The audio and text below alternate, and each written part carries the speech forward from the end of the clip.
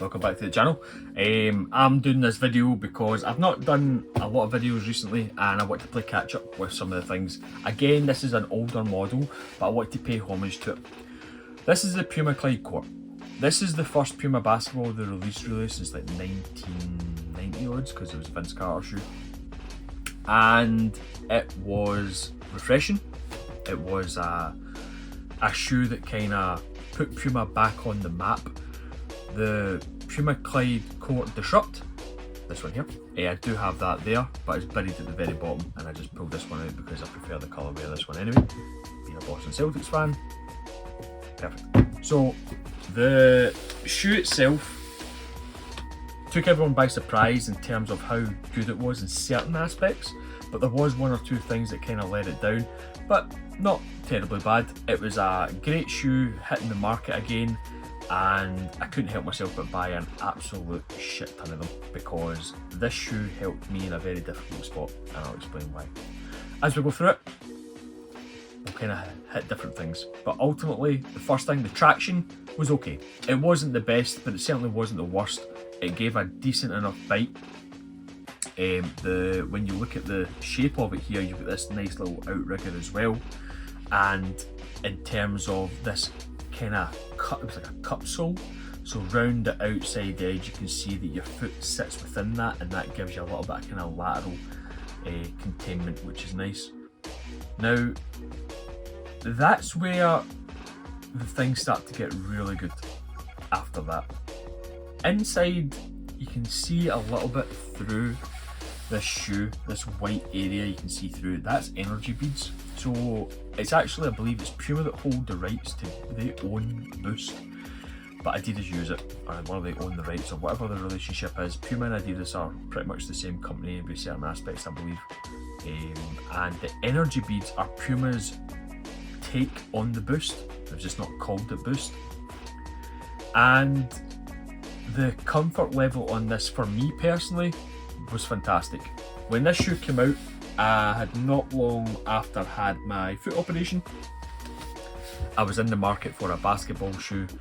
I needed something, I didn't know what I was after comfort wise. I just knew that most of the shoes felt clunky. There was not a lot of flex in the forefoot. There was lockdown issues. Pushing off my first metatarsal was the main issue, and there wasn't a lot of impact protection with the shoes I was trying. When I saw this, I was intrigued by it more than anything, and the midsole set up with the energy beads in this is fantastic in my opinion. It got me through that difficult spot of the rehab process and getting my foot stronger, being able to run again, just getting up and down a basketball court and not be in pain. This was the shoe that helped. So the energy beads inside are comfortable, and that was something that was definitely a plus point for this shoe. Moving up, the lockdown, oh my days, this TPU piece of material they've used. It's a nicely designed, it's not just like a complete wraparound, it's got a nice shape to it, but it's functional, and that's the main thing. But the thing that really jumps out is the lace loops. The shoes are knit, the materials are knit, we'll get to that shortly, but the lace loops throughout go right down to the footbed. But these wider ones that go further back and further back, including this little stitched area where the lace loop then goes under the knit and then back through, when you pull this tight, it drives your foot to the very back of the heel cup, and it feels like a sock once it's on there, and it's just got that one-to-one fit. The sensation of that alone was refreshing, because there's a lot of basketball shoes out there that don't really kind of fit that great, you know. There is one or two issues where it's like slipping out a wee back or a wee bit of side to side movement, etc. But that was refreshing because it had this very unique feel, shall we say. The material, nice and soft, it's a knit, and it's kind of got like I don't know if it's got like a glue in it or anything. It's a little bit kind of crispy to touch in parts, but the break-in time is like nothing. It's like really kind of broken out right out of the box. The only thing you need to just kind of loosen off is the flex point of the heel cup, the outsole. because it's not really that difficult to bend, so that's really the main thing. The laces, like I say, the lace loops go down to the footbed, and you've also got this elasticated part of the knit on the top, which is a really nice touch, because it's quite easy, I found, to get your foot in there. You've got this heel tab, and you've got the front tab to kind of separate it open, get your foot in there, and then once you let it go, it kind of hugs your foot in your ankle area, which is really, really nice. Very comfortable.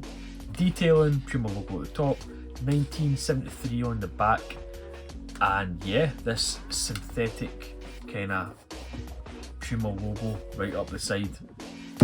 For the majority of the colourways, there is the Miami Vice colourway has got that actually embroidered in there, so slightly different from model to model. So that's the regular colourways. This one here is the team colourways. Now this is a wee bit different. It's the same shoe tech wise in terms of materials, in terms of the outsole, all that. But as far as I believe, there is no energy beads in the inside. And I can tell this for a couple of reasons. It doesn't feel as comfortable. To start off with, if I can get this out.